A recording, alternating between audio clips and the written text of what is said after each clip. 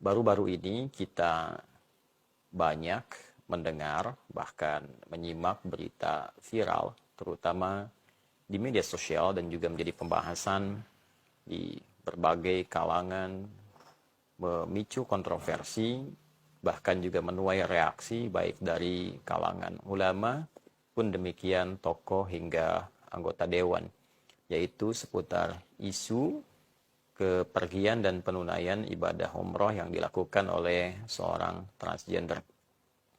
Di video ini saya akan memberikan satu penilaian pada dua hal dan sekaligus menjadi pengingat untuk kita semua, terkhusus bagi seorang muslim dan muslimah.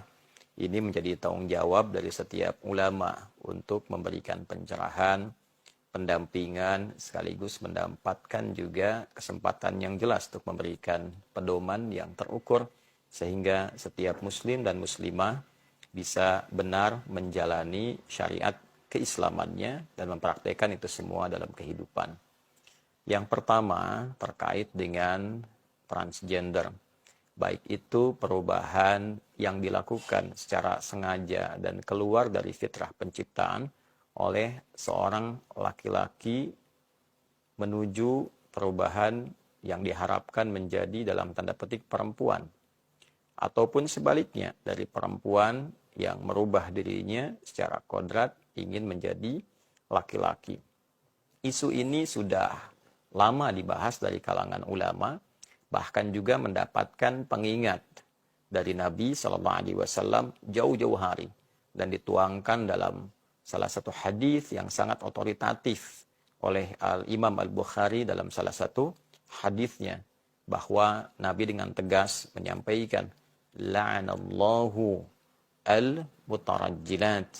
Allah Subhanahu wa taala melaknat seorang perempuan yang merubah penampilannya atau mengesankan dirinya menjadi seorang laki-laki. Pun demikian, Allah Subhanahu wa taala melaknat seorang laki-laki yang merubah penampilannya dan mengesankan bahwa ia seorang perempuan. Nah, kalimat la'anallah, Allah melaknat, itu berupa satu larangan yang sangat tegas di dalam syariat Islam. Artinya menunjukkan bahwa perbuatan itu betul-betul dilarang. Perbuatan itu betul-betul dikecam. Perbuatan itu betul-betul tidak baik secara syariat.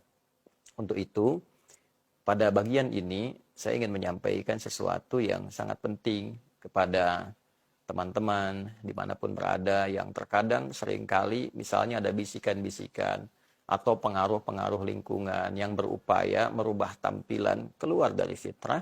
Maka saya menyarankan, mumpung masih ada kesempatan sebelum kita kembali kepada Allah Subhanahu wa taala. Karena pada akhirnya semua pengaruh itu, semua ajakan, semua bisikan tidak akan pernah memberikan pertolongan, tidak akan pernah memberikan dampak baik kepada kita semua saat kita kembali kepada Allah dan dihisab sendirian. Penting itu dipertimbangkan, ya, karena perubahan-perubahan dimaksud, pelanggaran kepada fitrah sesungguhnya merupakan bagian dari penyimpangan-penyimpangan yang bisa diperbaiki, bisa dikembalikan kepada fitrah asalnya. Saya sangat punya keyakinan karena tidak sedikit juga baik yang berkonsultasi, lalu kemudian ingin merubah diri, sekarang alhamdulillah kembali kepada asalnya dengan baik. Laki-laki kembali menjadi laki-laki yang normal, perempuan kembali menjadi perempuan yang normal, menjalani kehidupan yang baik. Dan patut juga diketahui bahwa segala sesuatu, tindakan, perilaku yang berupaya merubah fitrah itu akan selalu melahirkan satu kontroversi, yang kedua ketidaknyamanan dalam seluruh aktivitas kehidupan. Laki-laki yang memaksakan diri menjadi perempuan, pasti kehidupannya akan jadi kontroversi, ketidaknyamanan akan dialami, memaksakan diri berumah tangga pun akan menemukan banyak kendala, menemukan banyak persoalan. Nah, ini yang penting sekali untuk diingat, untuk menyadarkan diri. Jika apa yang kita lakukan selalu ada persoalan, ada masalah, kontroversi, bahkan menyalahi hukum umum yang terjadi dan membuat kita tidak nyaman, artinya ada sesuatu yang mesti kita perbaiki. Yang kedua, terkait dengan penunaian umrah. Ini saya bagi kepada 3 bagian utama. Yang pertama, untuk hukum tentu tidak sah. Saya ulangi, untuk hukum tentu tidak sah umrahnya. Sangat jelas diketahui bahwa dari segi untuk mikot saja, mikot itu mengenakan pakaian ihram kemudian berniat di tempat kita yang telah ditentukan oleh Nabi SAW untuk berniat.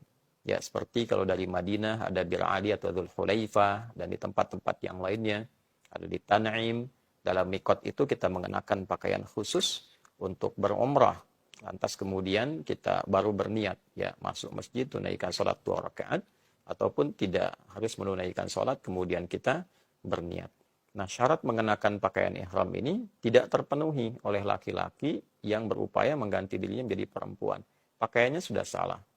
Kalau perempuan berupaya menjadi laki-laki juga auratnya terbuka.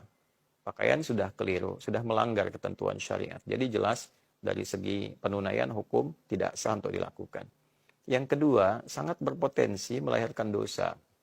Nah, ini yang harus diketahui dengan sangat komprehensif, sangat menyeluruh, bahwa peluang-peluang alih-alih mendapatkan pahala dan penunaian kebaikan justru yang banyak dihasilkan itu kontroversi dan dosa.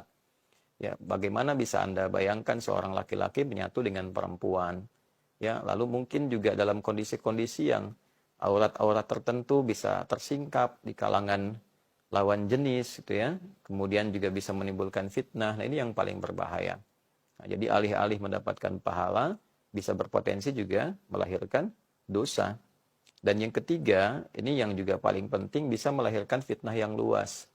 Ya, ini datang dari Indonesia, datang ke Tanah Suci. Dia tidak hanya membawa nama dirinya saja. Ya, bukan hanya pribadinya yang dibawa namanya, tapi juga dia membawa nama negaranya, nama bangsanya, nama masyarakatnya. Bisa dibayangkan bila kemudian diketahui ada transgender dari Indonesia dan diketahui pemerintahan setempat, lalu kemudian mendapatkan penilaian, hukuman, dan sebagainya, tentu yang repot juga akan negaranya, masyarakat kita juga, dan juga penilaian dari negara-negara lain. Kan?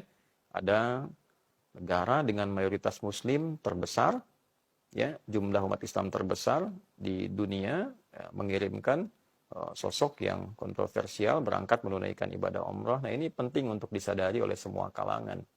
Karena itu, yang pertama, saya mendoakan semoga kita semua senantiasa dilindungi oleh Allah Subhanahu wa taala.